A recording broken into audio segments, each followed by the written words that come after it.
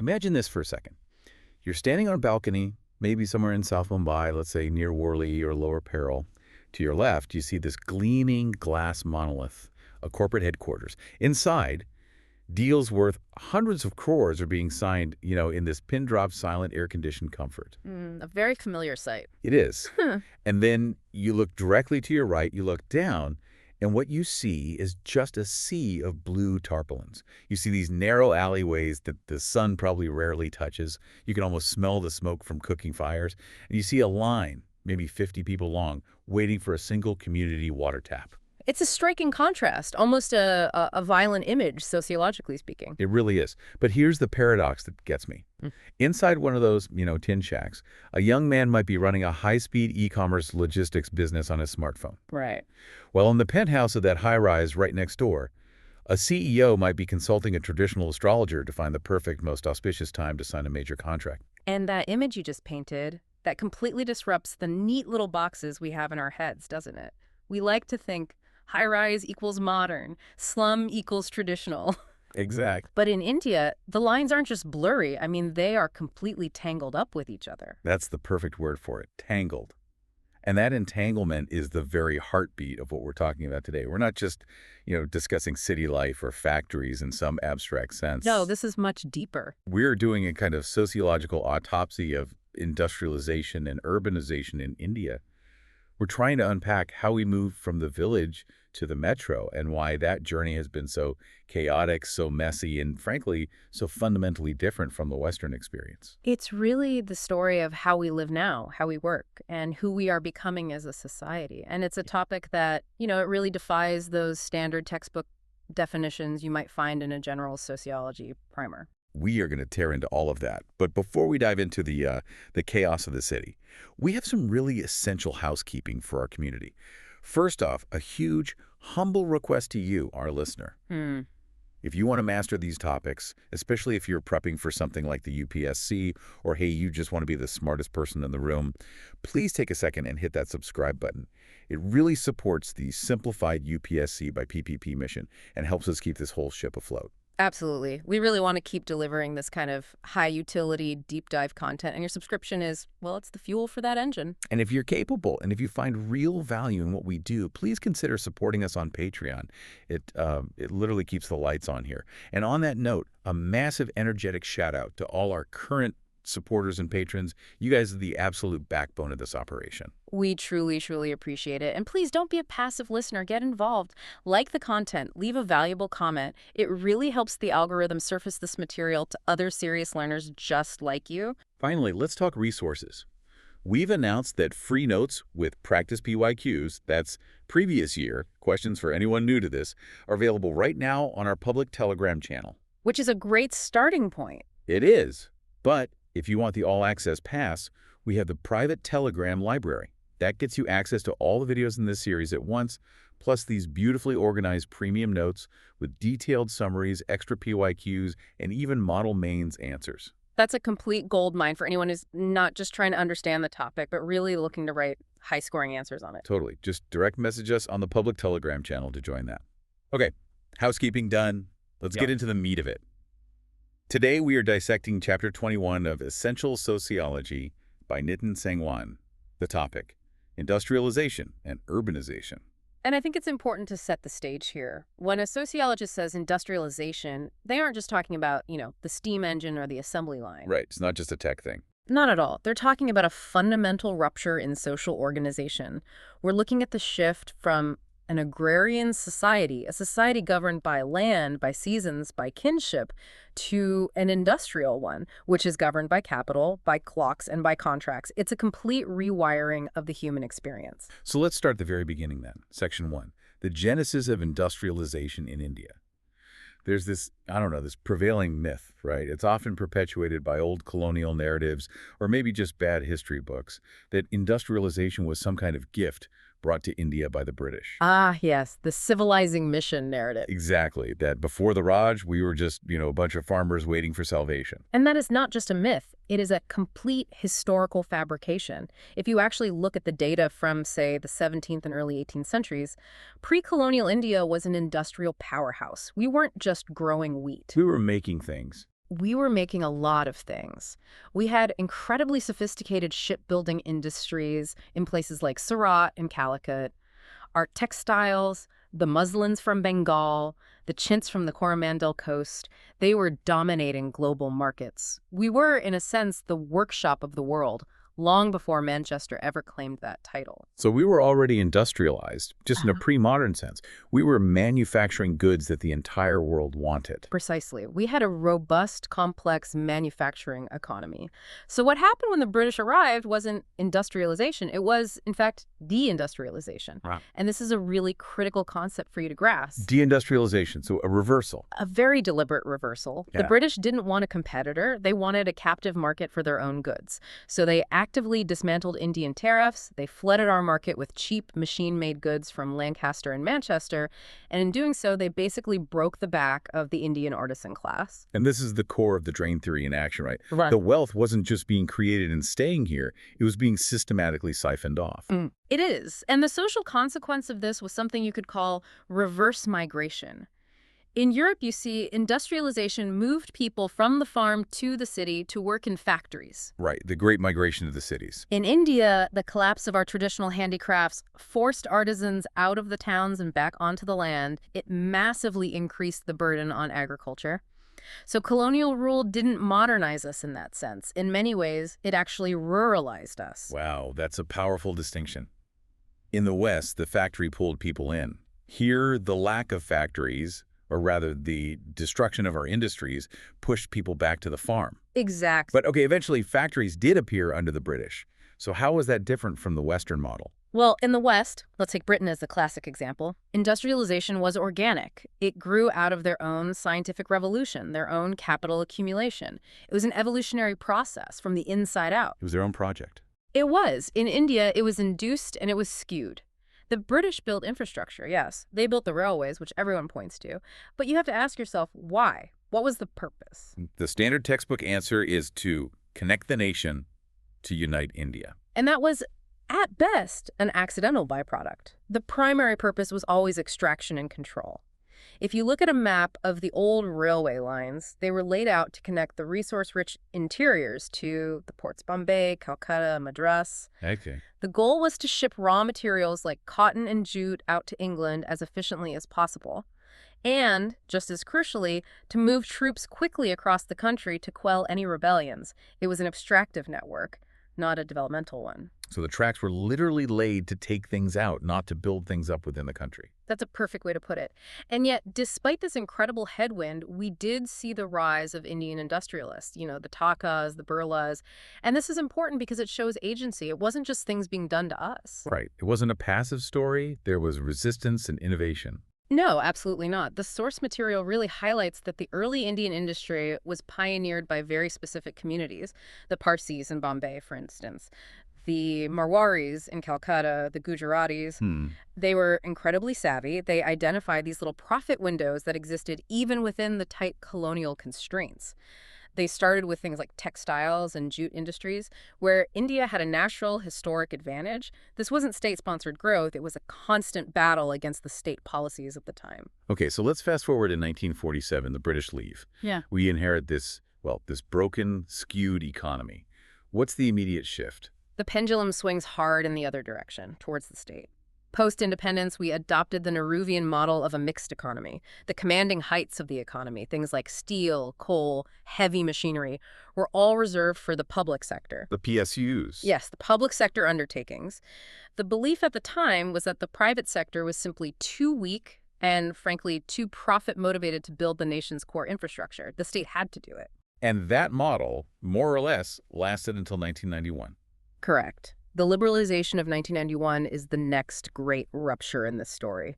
That's when we move from a state-controlled, license-Raj model of industrialization to a much more market-driven one. But the legacy of that colonial start, the unevenness, the focus on extraction over genuine innovation, I would argue that still haunts us in many ways. Okay, so that's the how of the industry. Let's pivot to the where, section 2, the sociology of urbanization. People are moving to cities. I mean, the stats are staggering. We're over 30% urban now, and some estimates say by 2050 it'll be closer to 50%. The scale is unprecedented. It is. But as sociologists, what we really care about is the quality of that life, not just the quantity of people. What does it do to us? This is where we have to bring in Wirth. He's a real heavyweight in urban sociology. He wrote a seminal essay called Urbanism as a Way of Life. Right. And Wirth's central argument was that the city isn't just a container where people live. The city itself is an active force that changes how people think, how they interact, how they behave. And he had these 3 specific metrics, right? Size, density, and heterogeneity. Let's break those down. Size is obvious, more people. But what's the sociological impact of density? Density fundamentally changes the nature of human contact. In a village, you have what sociologists call primary contacts. You know everyone, and everyone knows you. The relationships are emotional, they're long-term, and they're holistic. You don't just know the postman, you know his father, his caste, his family history, what his fight with his neighbor was about last week. It's a web of deep relationships. It's a web. In a dense city, on the other hand, you might physically bump into thousands of people a day, but you know almost none of them. This creates what Wirth called secondary contacts. So transactional relationship. Exactly. The interaction you have with your bus conductor, the cashier at the grocery store, the delivery guy. It's purely functional. You don't care about their family, you just care about the service they're providing. And Wirth argued this leads to a sense of anonymity. Okay, that makes sense. And the third one, heterogeneity. That just means diversity. In a typical village, historically at least, everyone is quite similar. Same caste, same religion, same occupation, more or less. In the city, you are thrown together with people who are fundamentally different from you in every conceivable way. And Wirth believed this would inevitably break down rigid traditions because, well, you can't enforce strict social rules on a million strangers who don't share your values. So to sum up the classic theory, city life leads to anonymity and a breakdown of tradition. Now, this is the million-dollar question for our listeners, especially those trying to analyze Indian society. Does this Western theory actually describe what happens in Mumbai or Delhi or Bangalore? That's the crucial question, and the answer is it describes the physicality of the city perfectly, but not necessarily the social reality. This is where the Indian experience really starts to diverge. We don't just become anonymous, isolated individuals. We adapt. We find ways to recreate community. Let's take caste, for example. The classic modernization theory says urbanization is the great destroyer of caste. The anonymity should make it irrelevant. And the reality is far more complex. Caste mutates. Let's look at something like interdining. Wirth's density argument holds up here pretty well.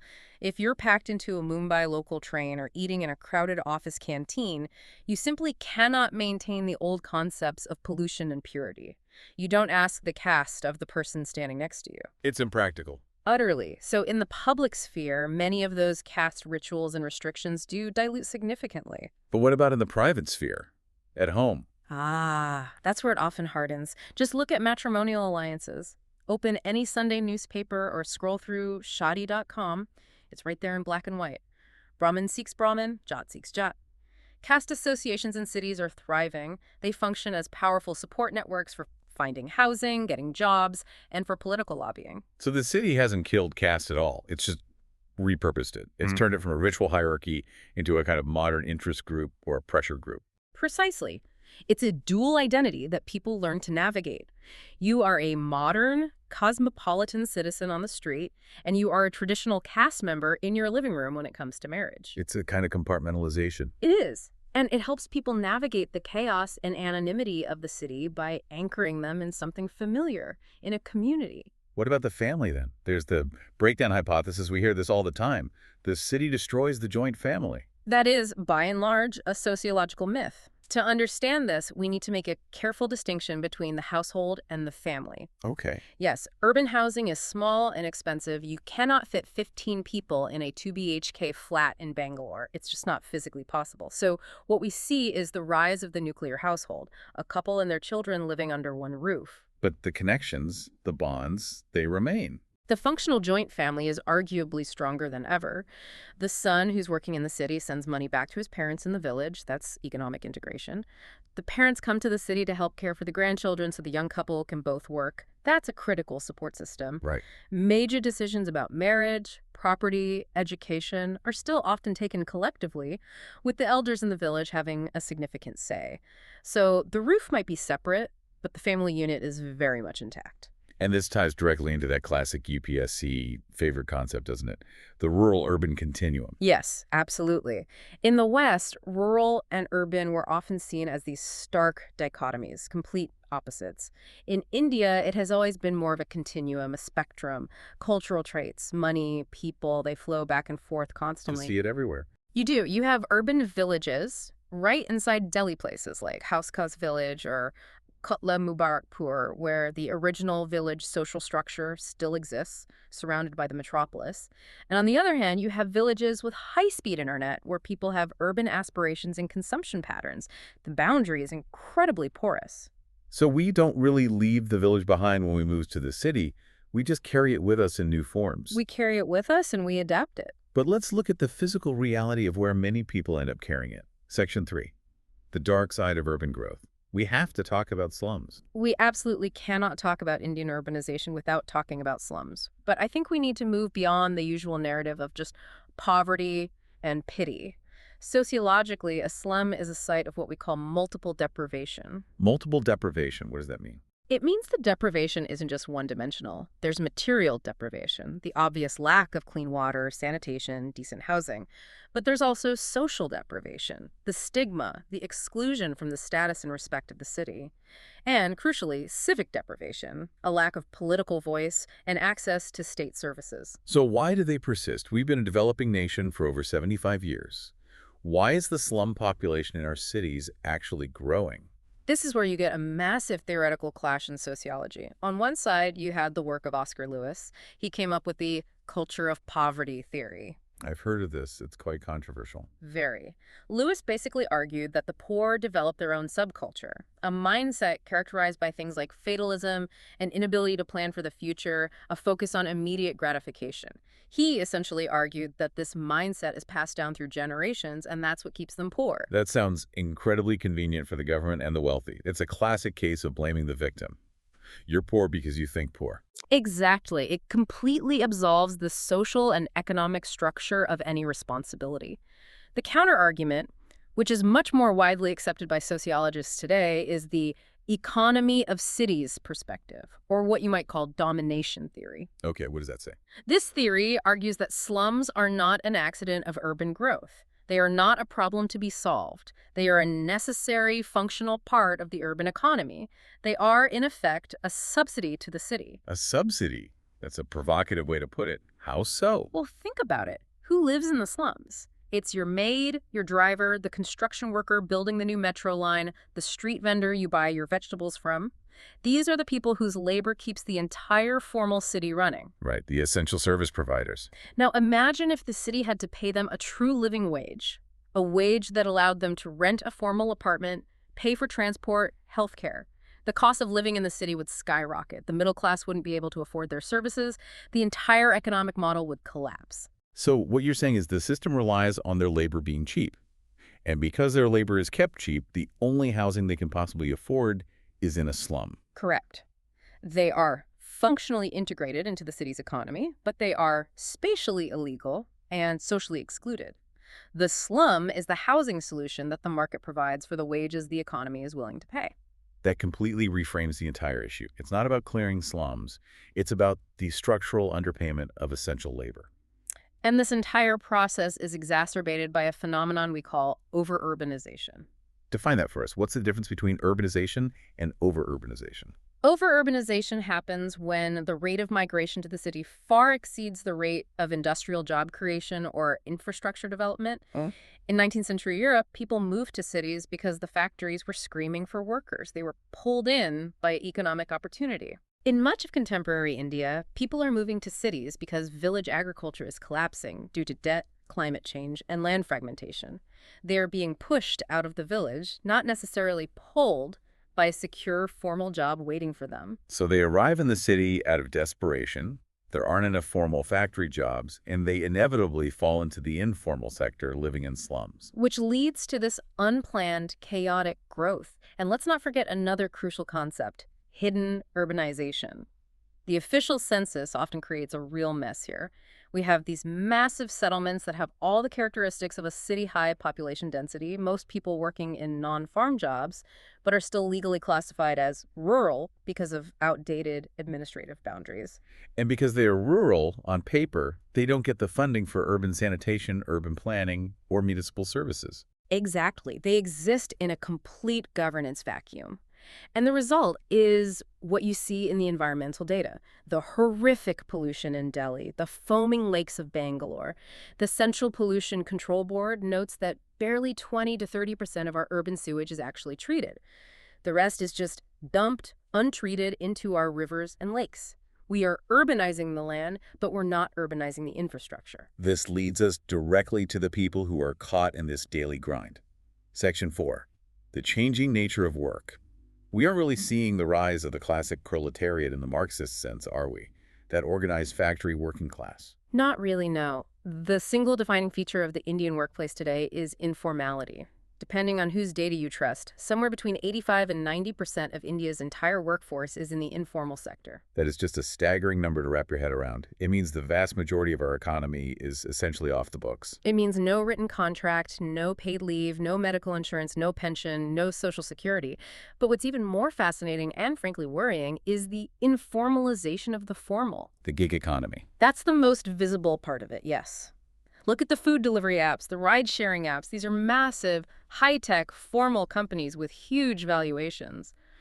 But the people actually doing the work, the riders, the drivers, are they employees? No, they're partners or independent contractors. Exactly, which is a very convenient legal term that means we don't owe you anything. It shifts all the risk onto the worker. If demand for rides drops, the worker starves, but the company's capital is safe. It creates what Guy Standing calls the precariat, a huge class of people living in a permanently precarious state. And it breaks down solidarity, doesn't it? It does. Traditional trade unions are almost powerless here because these workers aren't gathered on a single factory floor where they can organize. They're isolated individuals on their motorbikes, managed by an algorithm on their phone. Let's talk about gender in this context. Feminization of labor is a term we hear a lot, but is it an accurate picture of what's happening? It's a very double-edged sword. On one hand, yes, we are seeing more women entering the workforce, but we have to ask which parts of the workforce. Often, they're concentrated in the most vulnerable, low-paying positions: domestic help, low-end construction work, home-based piece rate work like rolling beedies or stitching garments. The reserve army of labor, as Marx would say. Hired when needed, and the first to be fired during a downturn. But there's also this very strange, very Indian phenomenon where, as some families get richer, the women actually stop working. Ah, the Sanskritization effect. This seems so counterintuitive. It is, especially from a Western perspective where higher family income usually correlates with higher female labor force participation. In India, particularly among certain lower and intermediate castes, when the family's income rises, one of the first things they often do is withdraw the women of the household from the workforce. Why? Is it because manual labor is seen as having low status? That's a huge part of it. Keeping the wife at home becomes a status symbol. It signals to the community, we are now wealthy enough that our women don't need to work. It's a way of imitating perceived upper caste norms in order to gain social prestige and move up the local hierarchy. So paradoxically, economic development can sometimes lead to lower female empowerment, at least in the short term. That is fascinating and deeply counterintuitive, but it makes perfect sociological sense in our context. Now, what about those who do get the good jobs, the ones in the IT sector, the call centers? Are they escaping this grind? Not if you ask a Marxist sociologist. Marx's concept of alienation, being disconnected and powerless in your work, is more relevant than ever. In a 19th century factory, you just turned a single screw all day. You didn't build the whole car. You were alienated from the final product. Okay, so how does that apply to a modern coder or a call center agent? I'd say it applies even more so. Think about a call center employee. They often have to change their name to John or Mary. They have to work on U.S. time, sleeping while the rest of India is awake. They are alienated from their own identity, from their own biological rhythm, and from their local community. They're cyber coolies. It's a term that's been used. They are monitored by algorithms that track every single second of their break time. It is, in effect, a high-tech digital assembly line. The nature of the work has changed, but the alienation can be just as profound. A high-tech assembly line. That's a chilling but very accurate image. Which brings us to the future. Section 5. New challenges and the future. We keep hearing about Industry 4.0, artificial intelligence, automation. This is the looming crisis, the elephant in the room for India's development story. For decades, we have been banking on a demographic dividend. We have this massive young population. Right. And the plan implicitly was to follow the China model. Put millions of these young people into low-skill manufacturing jobs, making shoes and assembling phones for the rest of the world. But the world has fundamentally changed since China did that. Exactly. Industry 4.0 means that robots and AI can now do many of those low-skill, repetitive jobs cheaper and faster than a human. If a robot in a factory in Germany can sew a shirt just as cheaply as a human in Tirupur, why would a company even bother with the complex global supply chain? The very jobs we were hoping for might not exist by the time we are ready for them. This is the great risk of what some call premature de-industrialization. So we might have missed the manufacturing bus that countries like China and South Korea rode to prosperity. We might have. And the service sector simply cannot absorb everyone. You cannot turn up 1 billion people into software engineers and data scientists.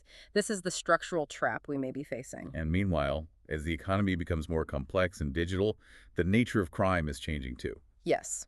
The sociologist Edwin Sutherland gave us the concept of white-collar crime. As a society, we are often obsessed with street crime, the pickpocket, the chain snatcher, but the real large-scale damage in a modern urban economy is often done in the boardroom. You're talking about financial scams, massive tax evasion, cyber fraud. These are what Sutherland called crimes of high status. They are often faceless, committed with a pen or a keyboard, not a knife. When a corporation evades thousands of crores in taxes or illegally dumps untreated chemicals into a river, they harm millions of people, but we don't police it with the same aggression that we use for a simple street robbery.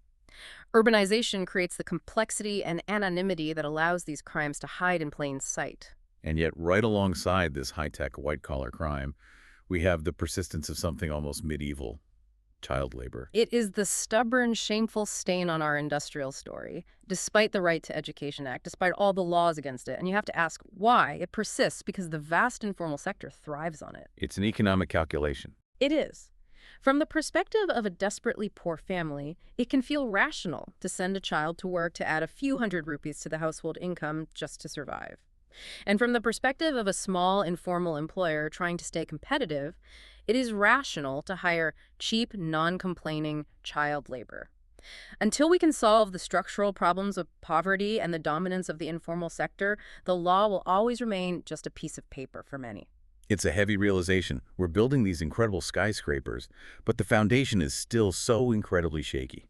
That is the perfect summary of the Indian urban condition. So we've covered a lot of ground. From colonial destruction to the creation of these hybrid cities, the persistence and mutation of caste, the functional necessity of slums, and the precarious future of work. If you had to distill all of this for our listener, what is the one big essential takeaway from this deep dive? The single biggest takeaway is that industrialization and urbanization in India are not linear processes. We are not simply catching up to the West on some predetermined path. We are creating a distinct, messy, hybrid modernity of our own. We have high-tech, global aspirations overlaid on deep-seated feudal inequalities. And the challenge for a future civil servant or a sociologist or just an informed citizen is to stop looking for Western solutions to these uniquely Indian problems. We need to plan for the informal, we need to plan for the hybrid, and we need to finally acknowledge that for decades, our economic growth has been dangerously decoupled from social equity. So we had to stop trying to make Mumbai into Shanghai and start trying to make Mumbai work for the people who actually live and work in Mumbai. Right. Precisely. That is the entire challenge in a nutshell. I want to leave our listeners with a final provocative thought to chew on today. If urbanization is supposed to be this great engine of opportunity, this great equalizer, why does the Gini coefficient, the primary measure of inequality, show that our cities are far more unequal than our villages? Are we building engines of growth, or are we building engines of inequality? That is the question that should keep all of us awake at night. All right, that brings us to the end of this deep dive. Thank you so much for exploring these complex, chaotic streets with us. It was a real pleasure. And before you go, just a final reminder. If this discussion helped you understand Indian society a little better, please subscribe to Simplified UPSC by PPP. It truly helps us reach more learners like you. And if you can, please do consider supporting us on Patreon. It's what keeps these deep dives coming. A massive final shout out to our incredible community and all our supporters. You guys are the best. Don't forget to like, share, and leave a comment below. We want to hear from you. Tell us what you see in your city. Is it the anonymity Wirth talked about, or is that sense of community still strong where you are? We genuinely love reading those insights. It adds so much to the conversation. And remember, the free notes and PYQs are waiting for you on the public Telegram channel. But for the really serious learners, the private Telegram library is where you want to be for all the premium organized content. Just check the link, DM us on the public channel to join, and keep learning. And keep questioning. We'll catch you in the next deep dive.